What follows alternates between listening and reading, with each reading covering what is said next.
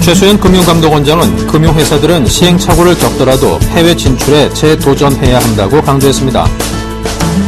올 연내 가계부채 1,000조 원 시대가 열릴 전망입니다. 서울 아파트의 전세 시가총액이 사상 처음 300조 원을 넘어섰습니다. 올 들어 국내 주요 그룹들의 수익성이 급격히 악화되고 있습니다. 시청자 여러분 안녕하십니까. 생경제 현장의 임동석입니다. 자, 오늘 코스피 지수 외국인과 기관의 매도로 5거래일 만에 2,000선 밑으로 다시금 내려왔습니다. 자, 증권부의 고병기 기자입니다. 안녕하세요. 네, 안녕하세요. 네, 오늘 자세한 마감 시황부터 들려주십시오. 네, 21일 코스피 지수는 전날보다 1.16% 하락한 1993.78포인트의 장을 마감했습니다. 코스닥 지수 역시 0.62% 떨어진 501.05포인트의 거래를 마쳤습니다.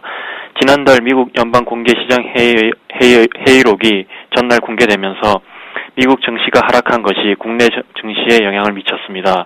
전문가들은 당초 예상보다 미국의 양적 완화 축소 시기가 앞당겨질 수 있다고 평가했습니다. 이날 유가증권 시장에서는 개인이 2,729억 원어치를 순매수했지만 외국인과 기관이 동반 순매도에 나서면서 지수가 하락했습니다. 프로그램 매매는 1,169억 원의 매도 우위를 나타냈습니다. 업종별로 보면 의료 정밀만 상승했을 뿐 기계, 전기전자, 운수창고, 철강금속, 증권, 제조업 등 모두 하락했습니다. 시가총액 상위 종목도 예외 없이 약세를 보였습니다. 삼성전자가 2.04% 하락했고 현대차와 현대모비스, 기아차 등 현대차 3인방과 포스코 등이 모두 떨어졌습니다. 반면에 LG와 SK 등만 소폭 상승했습니다. 삼성 엔지니어링의 경우 이날 실적에 대한 우려로 6.83%나 떨어졌고 SFA가 5.77% 떨어졌습니다. 반면에 오로라는 연말 실적 기대감에 7.83% 상승했고 포스코 ICT가 스마트 그리드 사업 기대감으로 6.52%나 상승했습니다. 서울 외환시장에서 원 달러 환율은 전날보다 5원 오른 1,062.9원의 거래를 마쳤습니다. 네. 자, 그리고 미국 연말 소비 시즌이 다가오면서 국내 주에 대한 관심이 높아지고 있습니다. 자, 미국의 연말 시즌, 이 맞아서 투자 전략을 어떻게 세워야 될까요? 네, 미국의 연말 쇼핑 시즌이 일주일 앞으로 다가오면서 IT와 의류 업종이 수혜를 받을 것으로 예상됩니다. 이날 금융투자 업계에 따르면 미국 쇼핑 시즌 수혜 종목으로는 삼성전자와 SK 하이닉스, 한세실업, 영원무역 등 IT와 의류 업종이 주로 거론되고 있습니다. 미국의 쇼핑 시즌은 11월 넷째 주 목요일인 추수감사절 연휴를 시작으로 연중 최대 쇼핑이 이뤄지는 블랙 프라이데이와 5주차 월요일 사이버 만데이까지 이어집니다.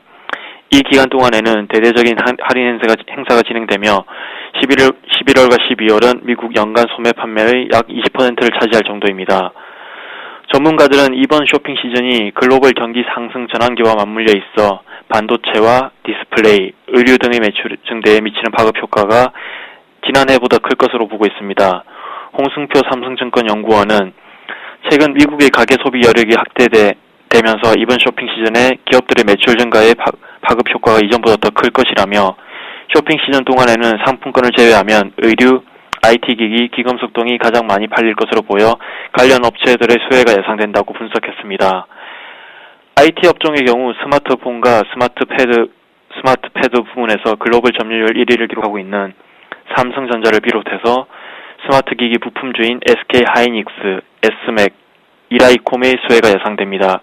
의류 업종 중에서는 미국에서 연말 쇼핑 시즌 기간 동안 단일 브랜드 최고 매출액을 기록하고 있는 갭의 주문자 상표 부착 방식으로 납품하는 한세실업과 연말 선물로 인기가 많은 나이키 역시 OEM 방식으로 납품을 하고 있는 영원무역, 그리고 글로벌 아웃도어 업체들의 원단을 공급하는 코오롱 머티리얼 등이 관심을 끌고 있습니다.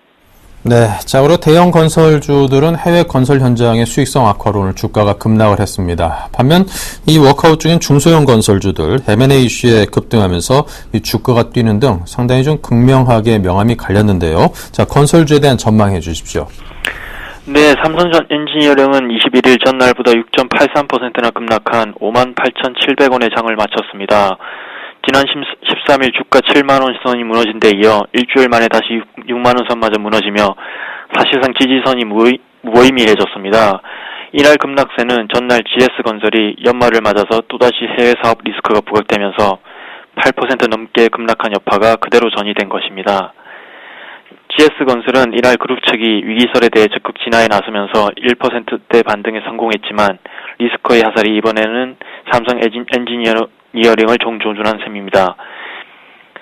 삼성 엔지니어링은 지난 3, 4분기 해외 사업 부실을 털어내는 빅베스 전략 차원에서 7,468억 원의 영업 손실을 포함해 올 들어서만 모두 1조 원의 영업 적자를 기록했습니다. 하지만 4분기 후반에 접어들면서 시장에서는 또 한 번 실적에 대한 의구심이 불거지면서 주가를 끌어내렸습니다. 반면에 워크아웃 중인 중소형 건설주들은 M&A 이슈에 휘둘리며 급등했습니다. 벽산건설이 이날 매각 기대감에 상한가까지 치솟았고 난강토건 역시 덩달아 M&A 기대가 다시 부각되면서 이날 상한가를 기록했습니다. 경남기업 역시 9% 가까이 뛰었습니다. 네, 자 지금까지 고병기 기자와 함께했습니다. 감사합니다. 감사합니다.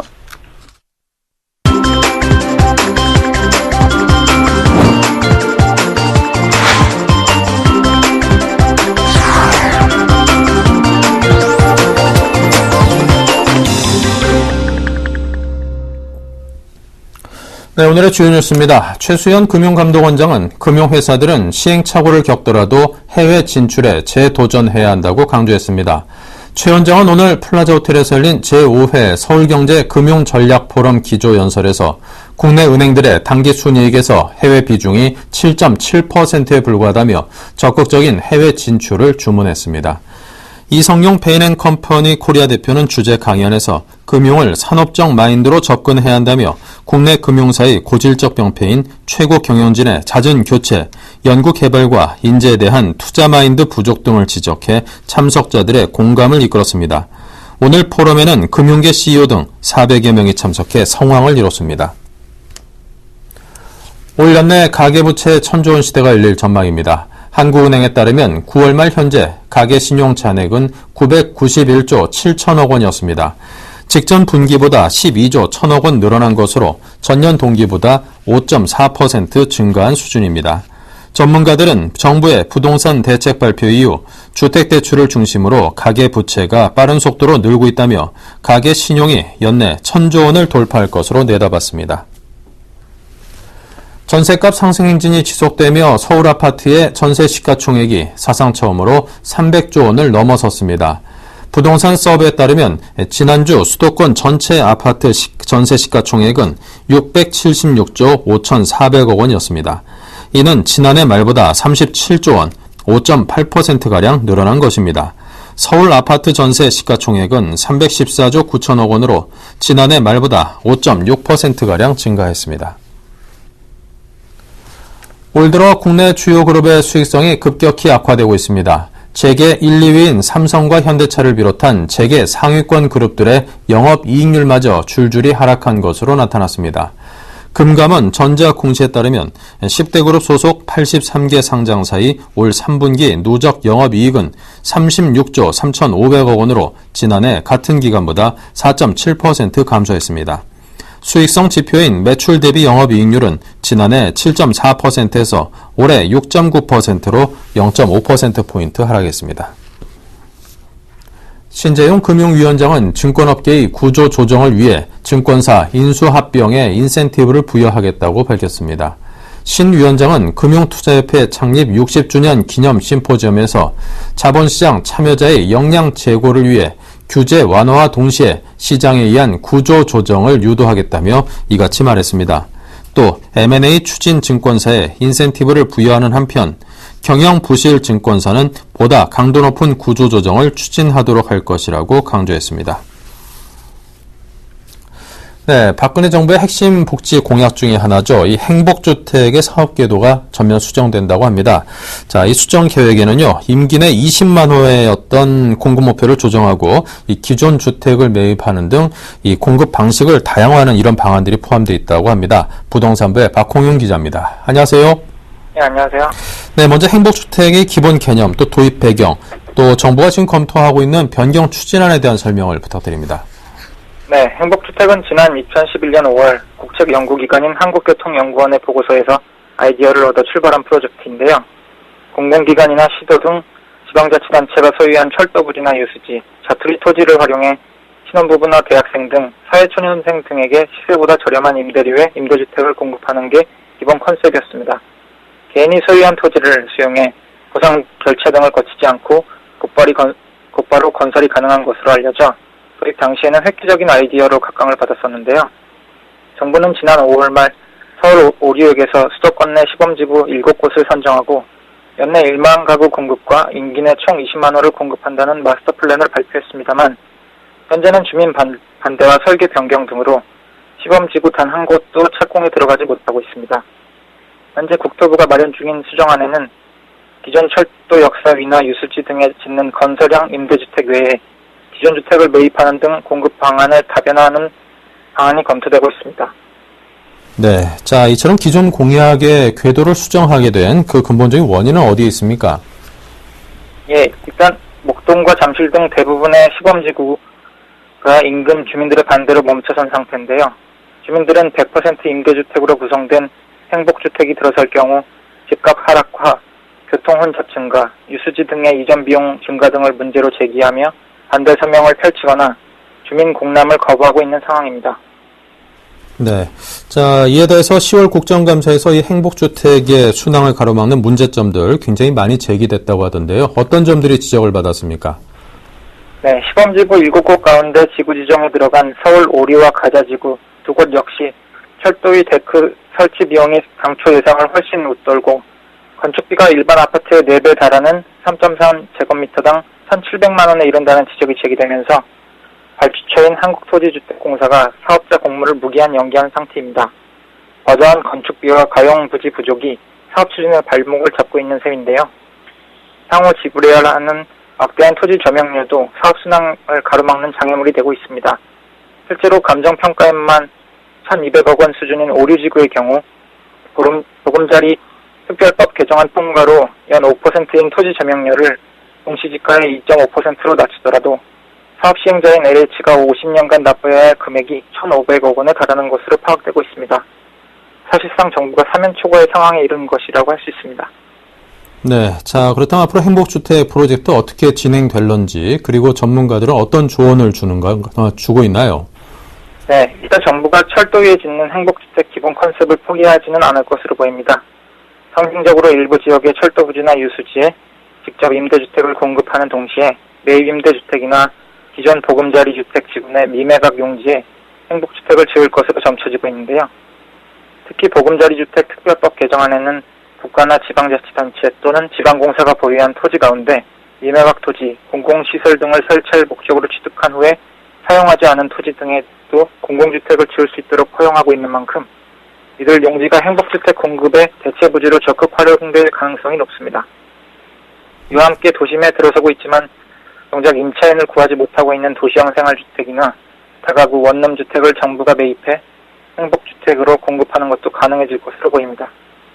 일각에서는 행복주택 개념을 물리적 주택에만 국한시킬 것이 아니라 내년에 출시될 주택바우처와 연계하는 방안도 보류할 필요가 있다고 지적을 하고 있습니다.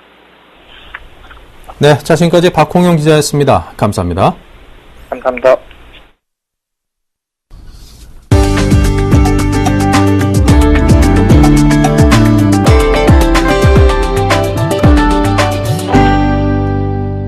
LG 이노텍이 노트북 모니터 등 중대형 화면에 최적화된 메탈 메쉬 터치스크린 패널 개발에 성공했습니다.